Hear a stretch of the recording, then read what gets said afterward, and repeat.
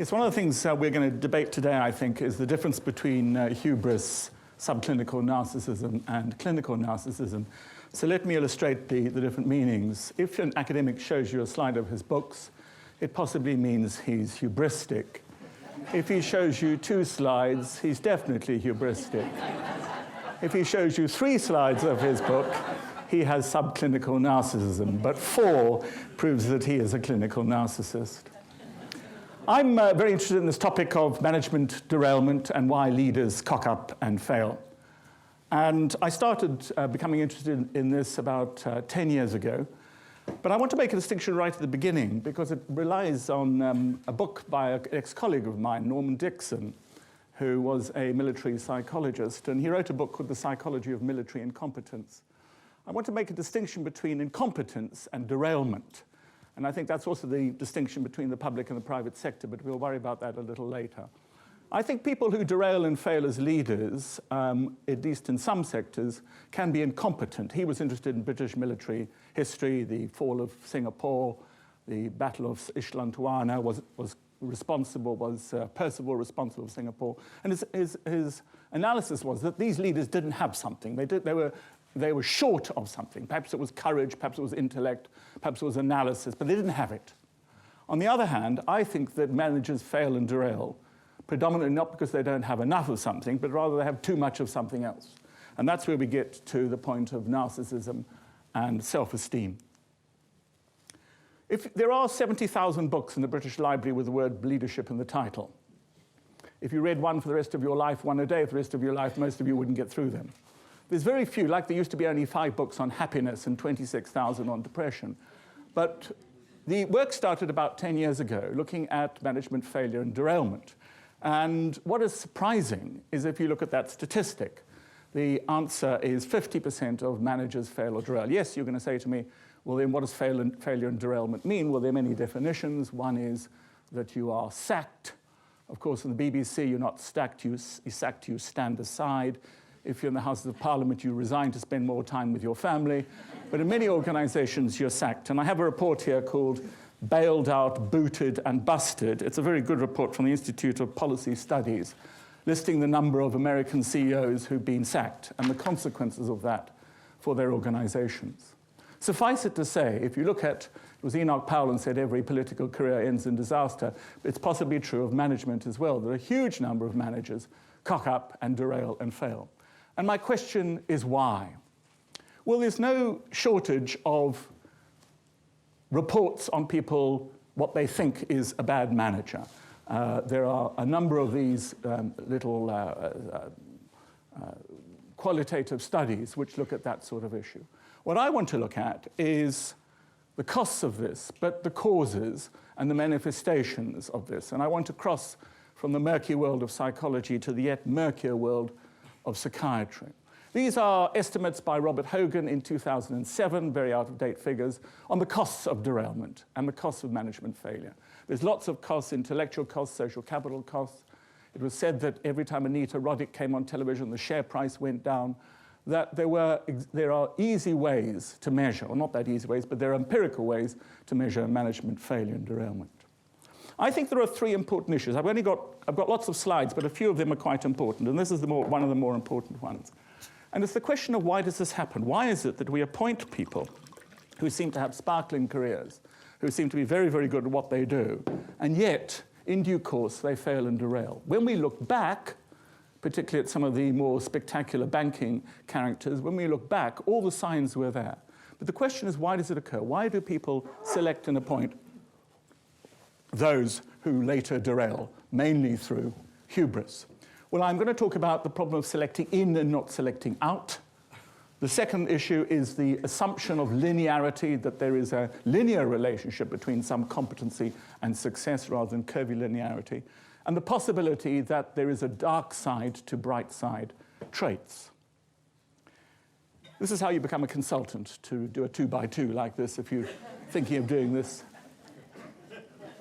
The selection is very easy, very straightforward. You select the good people and you reject the bad people.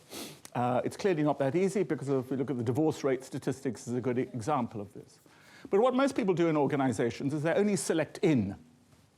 That is, they're told by human resources that what you need is you need these special things called competencies. Psychologists aren't very clear what they are, but these things called competencies, you have a list of these, and you have to look for behavioral evidence, good behavioral evidence, that the candidate has lots of these competencies. And they need enough of these competencies, or a lot of these competencies. Well, that's fine, but of course that's a select indecision. And you make a mistake if you miss out on the good people or select the bad people. But who, pray, is looking for the select out? Now, years ago at the university, we know, as I'm sure many people in this room know, that nutters are attracted to psychology. We've known that for a long time. You probably have a friend who wants to become a counselor, and you know perfectly well they're the one who usually need the counseling. And so, for a long period of time, until the political police got hold of us, we had select-out characteristics. In other words, we were looking for things you don't want. Now, in some jobs, if they are serious jobs, and the other day I was talking to the military, and I said, serious jobs, for instance, a nuclear submarine captain, and there was one sitting just across the room from me. Now that, boys and girls, is a serious job. I'm an academic. I shuffle pieces of paper around. It doesn't matter very much what happens to those pieces of paper, but with a nuclear submarine, it does. If you make a mistake, Moscow goes, or perhaps it's Brussels, I'm not sure. It'll just go like that. The question is, if you are selecting a submarine captain, you do look for things you don't want. If you're looking for somebody who's going to run the Metropolitan Police, you do look for things you don't want. What are these characteristics you should look for that you don't want? And I think the answer lies partly, and only partly, in the personality disorders, and that's what I'm going to talk about in due course. If you take some organizations, if you appoint somebody to the head of BA or BP, I don't think there's anybody there who's in the select-out box. Who's there looking for things you don't want? The characteristics, namely subclinical narcissism, that will come in due course to get people. The second issue is the spectrum hypothesis. The psychologists and the psychiatrists have been fighting each other for a number of years over categorical diagnosis. The psychiatrists like to say, you are or you are not a psychopath. You are or you're not borderline or schizotypal. We've never believed in that. Since Ising, we've always argued for the normal distribution and the spectrum hypothesis. The spectrum hypothesis suggests that mental illness is not categorical, that it's dimensional. Let me illustrate this with the following slide. This is a slide concerning narcissism or self-esteem. All human characteristics, with very few exceptions like handedness or sex, are normally distributed. Don't believe people who say to you that creativity, everyone is creative or everyone is musical. It's clearly not true. All human characteristics are normally distributed. Height, weight, intelligence, and indeed self-esteem. Now the question with self-esteem is the distribution. So people are, of course, you don't want people with low self-esteem, and there are those who select for self-esteem. Now, a very important paper published in the London School of Economics by my friend Nick Emler was pointing out the American fallacy in the belief that if you increase somebody's self-esteem, it increases their competence. You only have to look at the X factor to see that that's wrong. Indeed, it's the other way around. If you increase their competence, now the question is, you want in your leader, your manager, your decision makers, somebody with confidence to bounce up on stage and say, I can sort out the national health. I know how to deal with UKIP, blah, blah, blah. But where is that line that moves between high self-esteem and subclinical narcissism or hubris? And I'm sure Lord Owen will talk about that this afternoon. Now, we psychologists have always been clear about this, that extremes of normal are abnormal, and you can look at that. And that means that when you're selecting people, that if they have very much of a certain characteristic, this is a potential danger sign. So it's the concept of optimality, the right amount, the optimal amount, not the maximal amount, which is often done. There's also the issue of globality, of what works in one national culture or corporate culture works in another. Now, this is a slide by a man called Morgan McCall, who wrote a rather good book called High Flyers. And he was at the Center of Creative Leadership in America. And the book points out this idea of the dark side of the bright side. So he says, for instance, can you be too much of a team player? Well, we are Westerners, we're individualistic, we have problems with this. The Eastern peoples do not. They find it very easy to work together. We do not, which is why we employ sadistic ex-corporals to make tubby middle-aged persons do outside training and learn about teamwork. But can you be too much of a team player? Do you insist on having meetings to diffuse responsibility and commit a number of those conformational biases? What else? Can you be too customer-focused? Can you be too biased towards action? In other words, could you be what one might call dysfunctionally impulsive? Can you be too much of an analytical thinker? Can you, for God's sake, have too much integrity? Is that possible? Can you be too innovative?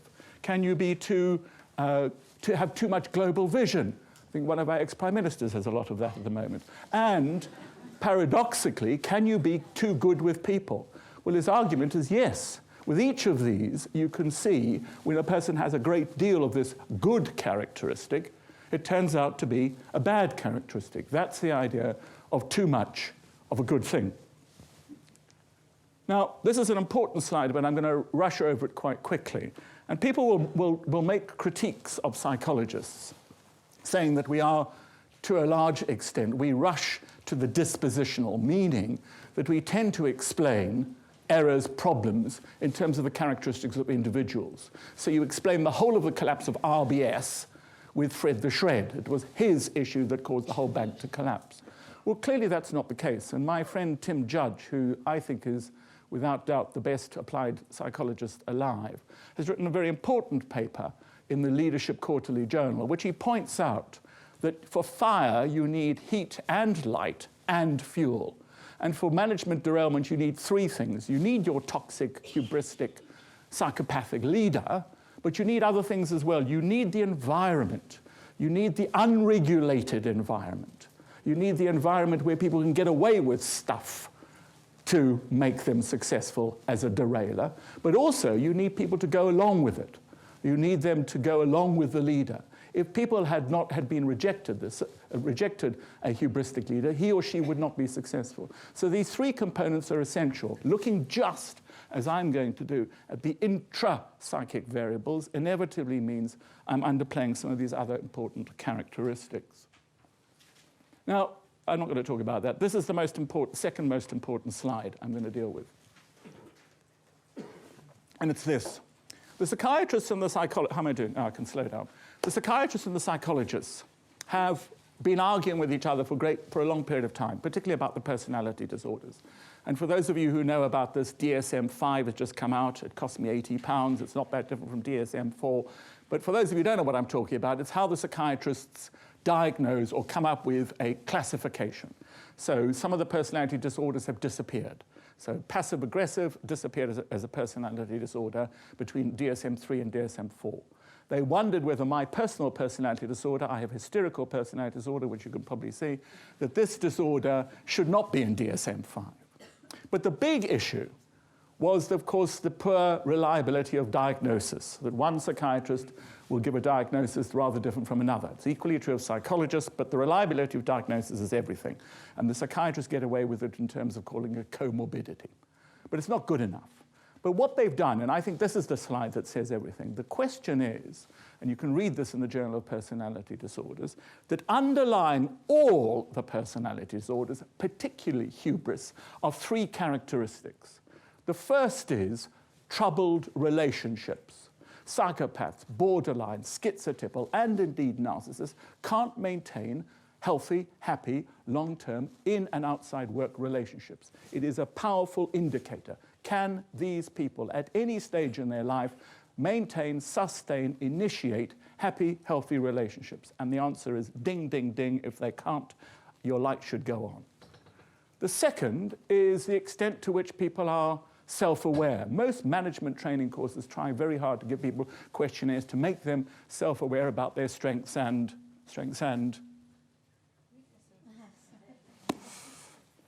sorry, weaknesses. We don't have weaknesses anymore. We have developmental opportunities.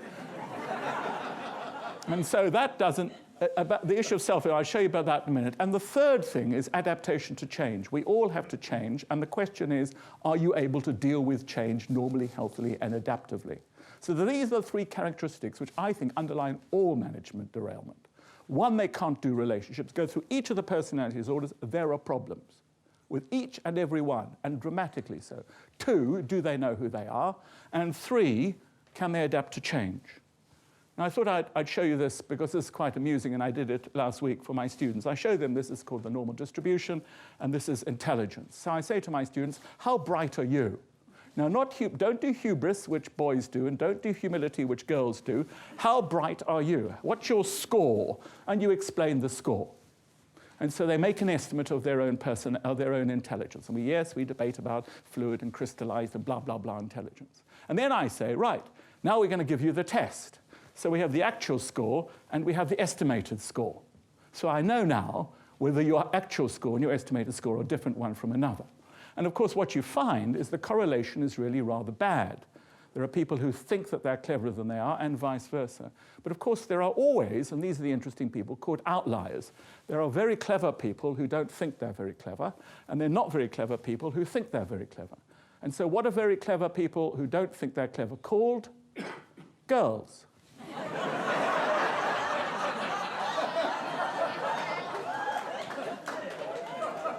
It's a cheap laugh, isn't it? But it's true. I've got a massive amount of data. The question is, who was it who said, Henry Ford said, whether you believe you can or whether you believe you can't, you're right. And the question, of course, is the extent to which you believe you have these characteristics and to what extent you put them into play. Now, the psychologists have come up with the personality, the five-factor model. Many of you in this room will know about that. And Whittaker and Costin McRae got into bed, this is psychiatrists and psychologists, and we can now define the personality disorders in terms of the sub-factors of the personality traits.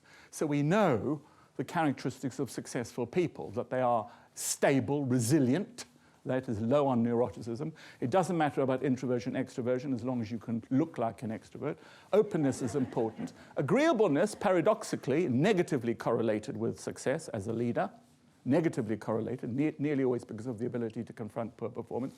And of course, conscientiousness. But when I said to you, what are the characteristics you want to look for that you don't want in a CEO, that's the answer. And this is taken from a book by Dotlich and Cairo called Why CEOs Fail.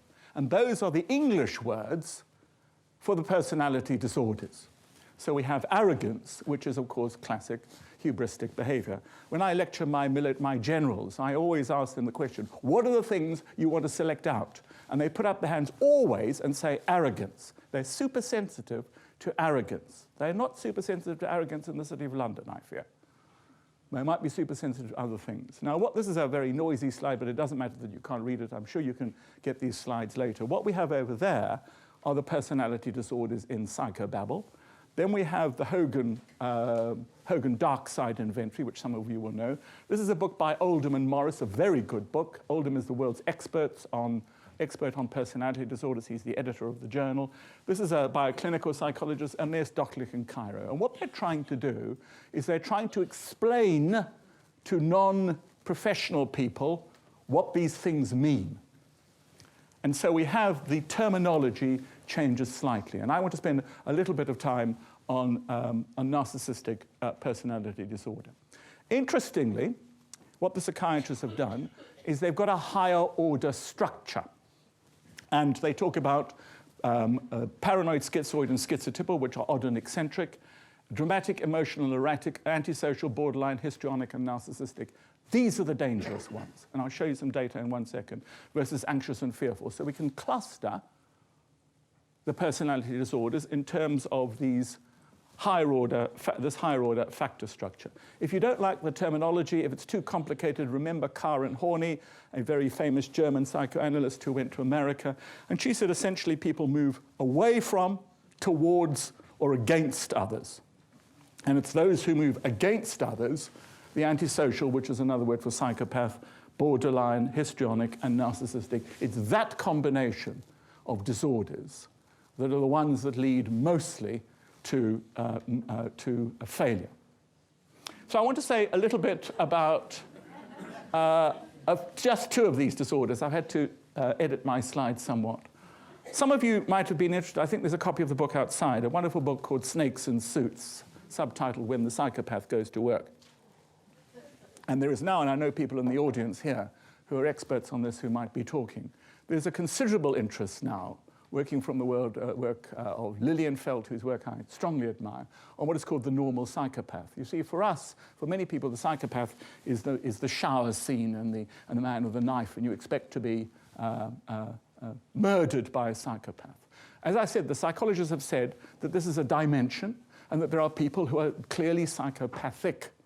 They're clearly psychopathic and can succeed very well. If you are intelligent and articulated and good-looking and self-confident and a psychopath, go to the City of London. You can do terribly well.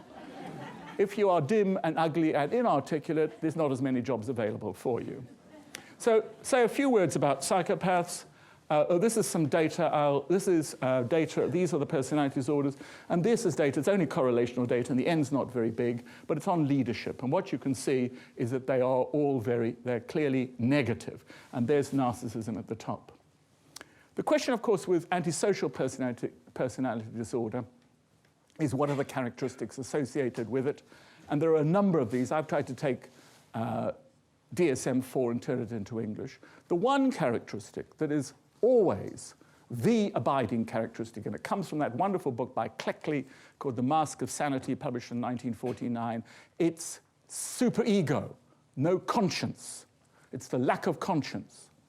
I was talking the other day with a person who had been imprisoned, and he was an MP who lost his seat, had been in prison. It was quite clear that this man had a superego. His behavior wasn't due to the fact he was lacking in conscience. But let's say a little bit of work about personality disorder, because I'm sure this is going to occur again. And there's an interesting question and debate which I'm sure Lord Erne will have concerning what is the difference between hubris and narcissistic personality disorder.